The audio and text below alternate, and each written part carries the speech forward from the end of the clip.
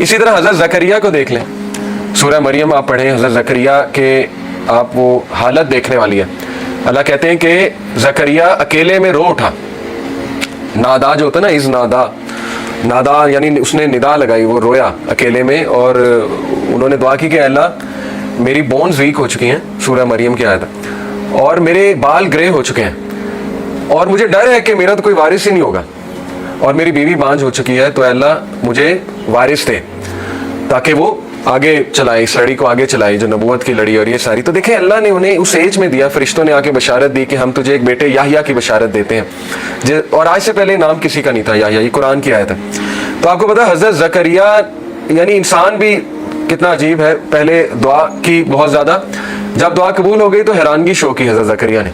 انہوں نے کہا کہ اللہ مجھے کیسے اولاد ہو سکتی ہے, میری تو بیوی بانجھ ہو چکی ہے اور میں تو بوڑھا ہو چکا ہوں. تو فرشتے نے کہا کہ اللہ کے لیے کوئی مشکل نہیں ہے. تو دیکھیں یہ مثال حضرت زکریا کی مثال. اور حضرت زکریا نے آپ کو پتا حضرت مریم کو پھل کھاتے دیکھا, بے موسمی پھل ان کے حجرے میں, تو ان کے دل میں خواہش آئی کہ اللہ اگر تو اس موسم میں پھل دے سکتا ہے تو مجھے اولاد بھی دے سکتا ہے. تو بات وہی ہے نا کہ جیسا اللہ سے ایکسپیکٹ کیا ویسا اللہ سبحانہ و تعالیٰ نے دیا. تو حضرت زکریا کی مثال ہمارے سامنے. حضرت ابراہیم, انہیں بیٹا دے کے پھر بیٹے سے بھی آزمایا, یعنی آپ دیکھیں اتنا لیٹ ایک تو بیٹا ہوا, اس کے بعد کہا کہ اس کو ذبح کر دو, یعنی اللہ کی راہ میں اس کو قربان کر دو. تو یہ چھوٹی مثال تو نہیں ہے, یہ تو ہم تو سوچ بھی نہیں سکتے اس طرح کے ٹیسٹ کے بارے میں کہ اولاد ہو اور اس کے بعد اسی اولاد کو جو ہے اللہ کی راہ میں قربان کرنے کی آزمائش لی جائے. اور پھر باپ سے ٹیسٹ کیا, سب سے بڑی بات, باپ ٹاکسک فادر تھا نا, سیدھی سی بات ہے, کیا کہتا تھا کہ یہاں سے نکل جاؤ, دفع ہو جاؤ, نہیں تو میں ویسے ہی تمہیں مار دوں گا, سنگسار کر دوں گا, قتل کر دوں گا. تو ہر نبی کی سٹوری میں آپ کو ایک ایسی مثال ملے گی کہ انشاءاللہ جس سے ایک تو آپ ریلیٹ کر جائیں گے اپنے ٹیسٹ کے حوالے سے, دوسرا یہ کہ آپ کہیں گے کہ میرا تو ٹیسٹ کچھ بھی نہیں, انبیاء کو تو کس لیول پہ اس کا پیرامیٹر کیا تھا اس ٹیسٹ کا, وہ تو ہم سوچ بھی نہیں سکتے. تو باپ سے آزمایا. حضرت ایوب کی مثال ہے, بیماری سے آزمایا, اور وہ کوئی چھوٹی بیماری نہیں تھی, وہ پتہ نہیں کوئی 15-20 سال کی بیماری تھی, روایات میں آتا ہے. اتنا عرصہ وہ بیماری چلی کہ سب چھوڑ گئے, حضرت ایوب کو سب چھوڑ گئے, اور ان کی بیوی ان کے ساتھ تھی. تو پھر اللہ کہتا ہے کہ ہم نے اسے صحت دی اور سب لوٹائے, واپس بھی لوٹائے, صحت بھی دی اور سب واپس بھی لوٹائے اسے, کیونکہ انہوں نے یہ دعا کی تھی, انی مسنی الضر وانت ارحم الراحمین, اے اللہ مشکل نے مجھے چھو لیا ہے اور بے شک تو ہی تمام رحم کرنے والوں میں سب سے عظیم رحم کرنے والا ہے. تو اللہ کو یہ دعا پسند آئی. اسی طرح شیطان کے بارے میں انہوں نے کہا تھا نا کہ اللہ شیطان نے مجھے جو ہے وہ شیطان مجھے غم دے رہا ہے, یہ بھی حضرت ایوب کی جو ہے وہ دعا ہے. شیطان مجھے ڈسٹریس کاز کرتا ہے, غم دیتا ہے, کیونکہ ظاہر ہے شیطان پھر نیگیٹیوٹی طرح طرح کے وسوسے ڈالتا ہے جب انسان کی زندگی میں کوئی کمی ہو. تو اس لیے یہ تمام جو کیریکٹرز آپ کو نظر آ رہے ہیں نا, اللہ نے کہا کلو من الصابرین, all of them were patient, all of them were صابرین. تو صبر کیا ہے, صبر کے تقاضے کیا ہیں, اور صبر کب کیا جاتا ہے, انشاءاللہ ہم اس میں آج بات کرتے ہیں. صبر ایک بہت کمپریہنسو کانسیپٹ ہے, بہت ہی جامع کانسیپٹ ہے, جو کئی چیزیں اس میں آ جاتی ہیں, کئی ایٹریبیوٹس. ایک اس میں آتی ہے پرزیورنس. پرزیورنس کہتے ہیں برداشت کو, جمے رہنے کو, کھڑے رہنے کو. یعنی ٹھیک ہے غم آ رہا ہے, لیکن یہ کہ ایک بندہ اپنی سینسز میں ہے, کمپوزڈ ہے, جمع ہوا ہے, کھڑا ہوا ہے وہاں پہ, اس کو پرزیورنس کہتے ہیں. بہت بڑا ایٹریبیوٹ ہے یہ. اینڈیورنس, اینڈیورنس بھی آلموسٹ پرزیورنس کا ہی آپ کہہ لیں ایک سائنونیم ہے. انڈیور کرنا, یعنی اس کو اگر میں ذرا ڈیٹیل میں آپ کے سامنے ڈیفائن کروں, ایک منٹ میں آپ کو ذرا اس کے ایگزیکٹ بتاتا ہوں. جی, اسٹرینتھ کے ساتھ جمے رہنا, ریزولوشن کے ساتھ, اسٹرینتھ کے ساتھ, اسٹیمنا ہونا. اسٹیمنا مانگے اللہ سے نا, صبر میں اسٹیمنا بھی ہوتا ہے, ٹھیک ہے نا. آپ پہ کوئی مشکل آ گئی, اب آپ کو اس کا اسٹیمنا چاہیے, اس مشکل کا مقابلہ کرنے کا. آپ کو نہیں پتا کہاں سے آ گئی, لیکن بس آ گئی. فوربیرنس, فوربیرنس بہت اسپیشل فارم ہے, اور فوربیرنس سے ایک تو مراد ہے ریسٹرینٹ, اپنے آپ کو قابو میں رکھنا. دیکھیں یہ تینوں مختلف چیزیں, پرزیورنس ہے جمے رہنا, اینڈیورنس ہے کہ اسٹرینتھ ہونا آپ کے اندر اسٹیمنا ہونا, اور فوربیرنس ہے کہ قابو ہونا, یعنی کو منہ سے الفاظ نہ نکال دینا یا غصہ نہ شو کر دینا, ٹھیک ہے نا. دس از کالڈ اینڈیورنس. یہ بھی صبر کا ایک تقاضا ہے, انڈیور کرنا, مشکل حالات کو انڈیور کرنا. اوکے, اس کے بعد اس میں آ جاتا ہے ڈیلیجنس. ڈیلیجنس سے کیا مراد ہے؟ ڈیلیجنس سے بیسیکلی مراد ہے کہ کیئرفل ہونا. کس کے بارے میں کیئرفل ہونا؟ اپنے ایکشنز کے بارے میں کیئرفل ہونا, حواس باختہ ہونا. حواس باختہ کہہ لیں, یا اس کو میں کہوں گا کہ کانشیس ہونا, اپنے اعمال کے حوالے سے, اپنے ایکشنز کے حوالے سے کانشیس ہونا. That is diligence. اور ریسٹرینٹ, ریسٹرینٹ اگین اس کو قابو کرنا ہی کہتے ہیں، لیکن یہاں پہ ریسٹرینٹ سے مراد ہے کہ اپنے تمام جسم پہ اور اپنے الفاظ پہ ہر چیز پر جو ہے قابو رکھنا. تو یہ ہے صبر کے کچھ تقاضے: پرسیورنس، اینڈورنس، فوربیئرنس، ڈیلیجنس اور restraint. It is a characteristic of enlightenment that ڈویلپس in the heart of Muslim. یہ حدیث سے ثابت ہے. اللہ کے نبی صلی اللہ علیہ وسلم نے فرمایا، صحیح بخاری کی حدیث ہے، جو کوئی بھی صبر دیا گیا یا صبر جس نے کیا، whoever would be patient، جو کوئی بھی صبر کرے گا، then Allah will make him patient، تو اللہ اسے صابر بنا دے گا. اس سے ثابت ہی ہوتا ہے کہ صبر کیا جاتا ہے. ٹھیک ہے نا؟ جیسے ایک عورت تھی قبر پر بیٹھی رو رہی تھی اور رسول اللہ صلی اللہ علیہ وسلم وہاں سے گزرے، تو رسول اللہ صلی اللہ علیہ وسلم نے اسے کہا صبر کر.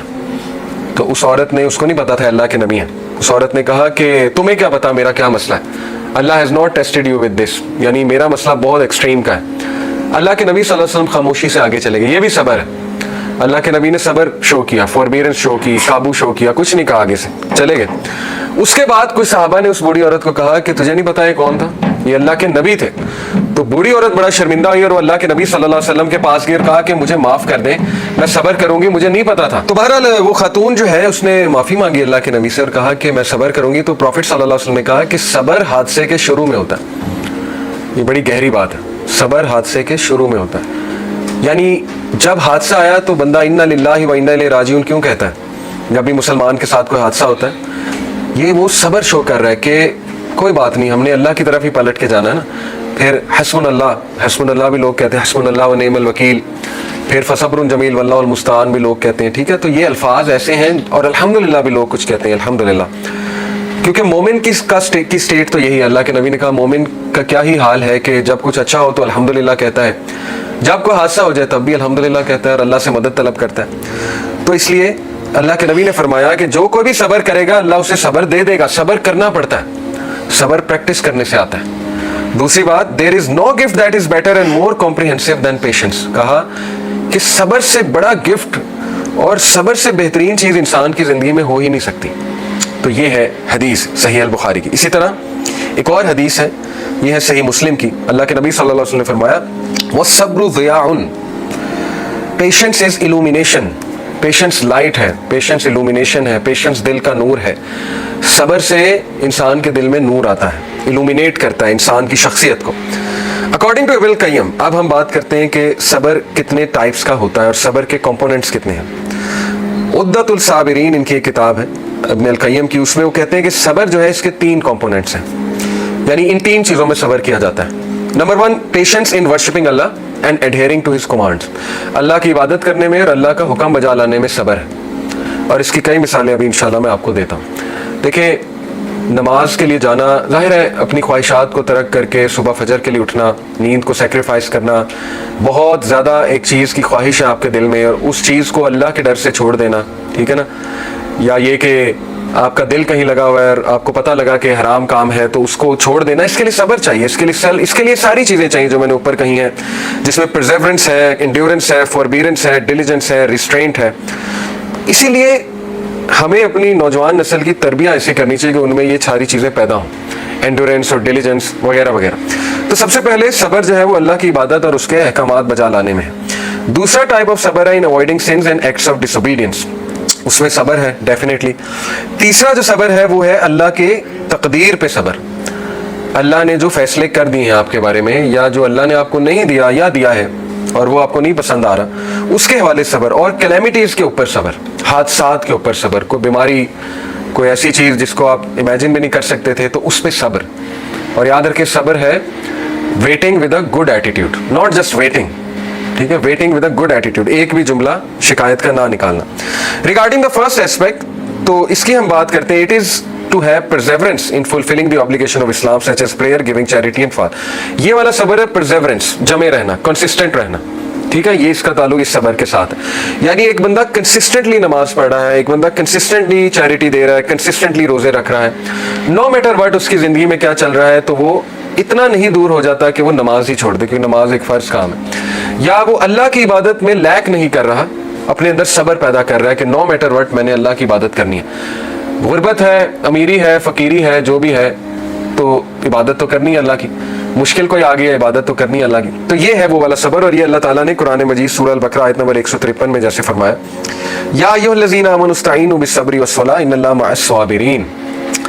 जो कुछ सुना गया अल्लाह पाक इस पर अमल करने वाला और आगे लोगों तक पहुंचाने वाला बनाए। मज़ीद इस्लाही बयानात के लिए हमारा यूट्यूब चैनल MA रिमाइंडर को सब्सक्राइब करें। जज़ाकल्लाहु खैर।